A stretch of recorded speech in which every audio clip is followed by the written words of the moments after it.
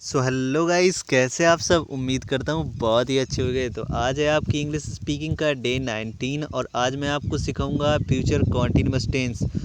तो सबसे पहले मैं आपको बता देना चाहता हूँ कि फ्यूचर कॉन्टिन्यूअस टेंस जो है इसकी इंडिकेशंस यानी कि पहचान, तो इनकी पहचान होती है रहा होगा, रही होगी, रहे होंगे, खड़ा होगा, बैठा होगा, लटका होगा, लेटा होगा। अगर सेंटेंस के लास्ट में खड़ा होगा, बैठा होगा, रहा होगा, रही होगी, रहे होंगे, लटका होगा, ये शब्द आ जाते हैं तो आप तुरंत समझ जाइएगा कि ये जो टेंस है ये टेंस हमारा फ्यूचर कॉन्टिन्यूअस का है। यहाँ पे देखिए राम कानपुर जा रहा होगा, तो लास्ट में क्या आया है? होगा। और इससे पहले आया है रहा होगा। ज़रा ध्यान से समझो।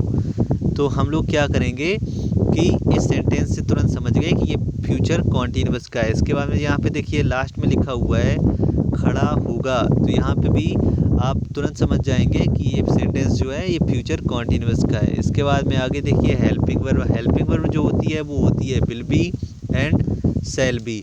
और इसके बाद में ज़रा मैं बता देता हूँ कि शैल बी किसके साथ में लगाएंगे, विल बी किसके साथ में लगाएंगे। तो सबसे पहले शैल बी, तो शैल बी लगाते हैं आई और वी के साथ में, बाकी सब के साथ में हम लोग लगाते हैं विल बी। तो इस तरीके से ही, सी, यू, दे सिंगुलर सब्जेक्ट या प्लूरल सब्जेक्ट हो तो इनके साथ में हम लोग हेल्पिंग वर्ब विल बी लगाते हैं। तो आगे देखिए इन वर्ब यानी कि वर्ब में लगाते हैं आईएनजी। तो वर्ब जैसे जाना, आना, नहाना, खाना, धोना, पीना है तो उसमें हम लोग लगाएंगे इनकी इंग्लिश में आईएनजी। तो आइए देखते हैं आगे सेंटेंस समझते हैं। लिखा हुआ है अफर्मेटिव सेंटेंस। अफर्मेटिव सेंटेंस को जब हम बनाएंगे तो सबसे पहले सिंपल तरीके से बना लेंगे। जरा बनाते हैं और देखिए आप रूल को पहले देखिए। सबसे पहले सब्जेक्ट लगाएंगे, फिर विल बी या शैल बी लगाएंगे, फिर वर्ब में आईएनजी लगाएंगे और इसके बाद में ऑब्जेक्ट। तो इस सेंटेंस को बनाते हैं। सबसे पहले लिखा हुआ है ही, और ही के साथ में जैसे कि मैंने बताया कि विल बी और watching, he will be watching, और इसके बाद में टीवी। टीवी के साथ में हमेशा वॉच लगाते हैं, ये हमेशा याद रखना। इसके बाद में लिखा हुआ है हम क्रिकेट खेल रहे होंगे, तो वी और वी के साथ में लगाते हैं शैल और वी शैल बी। और इसके बाद में सबसे पहले लिखा हमने सब्जेक्ट, इसके बाद में विल बी या शैल बी में से एक लगाया यानी कि हेल्पिंग वर्ब। अब लगाएंगे प्ले और इसमें लगाएंगे आईएनजी यानी कि हो जाएगा प्लेइंग। तो वी शैल बी प्लेइंग और इसके बाद में लास्ट में लिखेंगे ऑब्जेक्ट। तो सी ये हो गया क्रिकेट। और इसके बाद में अगला सेंटेंस देखिए वे हमें पढ़ा रहे होंगे, तो दे। अब दे के साथ में हेल्पिंग वर्ब लगाएंगे will be, they will be. और इसके बाद में वर्ब, तो वर्ब होता है टीच और टीच में लगाएंगे आईएनजी, तो टीचिंग। और हमें की इंग्लिश होती अस, तो they will be teaching us. अब देखिए नेगेटिव सेंटेंस समझते हैं। नेगेटिव सेंटेंस में क्या होता है कि जैसे कि मैंने नॉट का यूज़ जब पढ़ाया था तो आपने वहाँ पे देखा ही होगा कि नॉट जो है वो विल बी और शैल बी के बीच में लगा हुआ है। यानी कि हम लोग क्या करते हैं, जब भी हेल्पिंग वर्ब के 2 या 3 पार्ट होते हैं तो पहले पार्ट के तुरंत बाद नॉट लगाते हैं। तो इस सेंटेंस के जरिए समझते हैं। यहाँ पे लिखा हुआ है आई के साथ में लगाएंगे शैल और यहाँ पे लगाएंगे नॉट, यानी कि हेल्पिंग वर्ब का पहला पार्ट है शैल और आई शैल नॉट, और इसके बाद में लगाएंगे be, I shall not be. और इसके बाद में गोइंग टू मार्केट।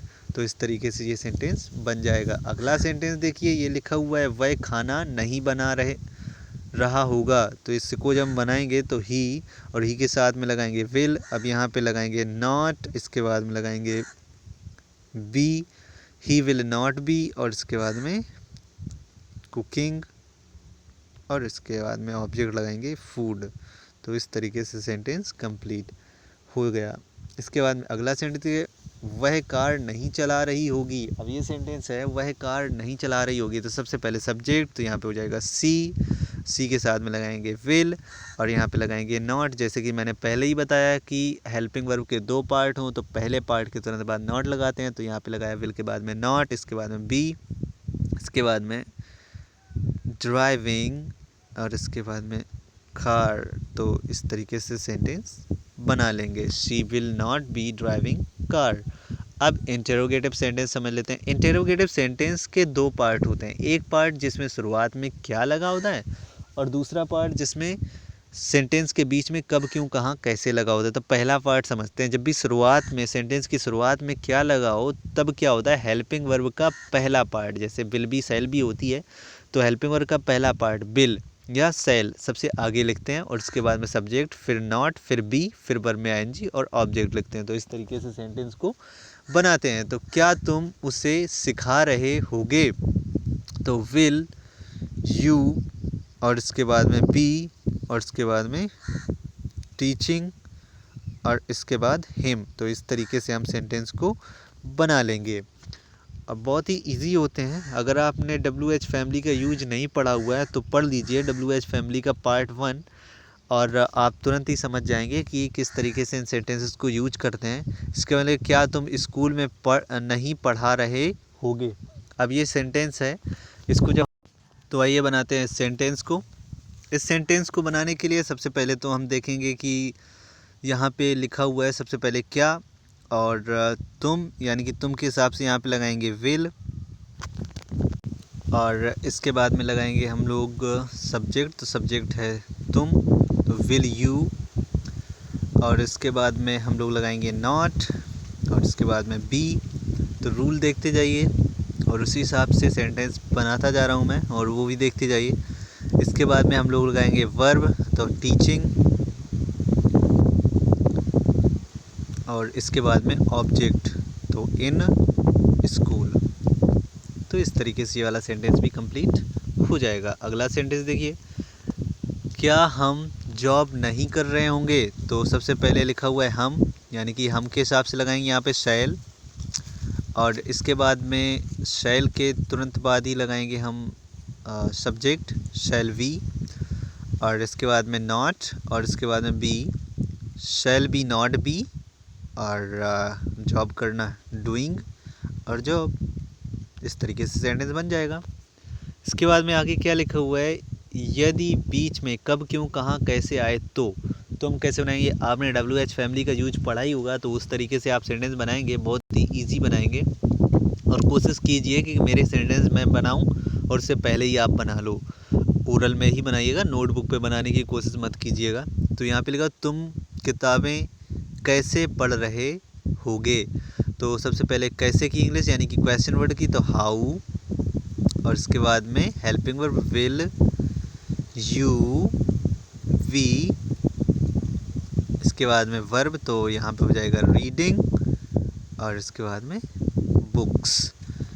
अगला सेंटेंस है, वे कार कहाँ चला रहे होंगे, तो सबसे पहले कहाँ की इंग्लिश वेयर और इसके बाद में will they be driving car, तो where will they be driving car. इस तरीके से बना लेंगे। आगे दो सेंटेंस और बचे हुए हैं, इनको भी कंप्लीट कर देता हूँ मैं।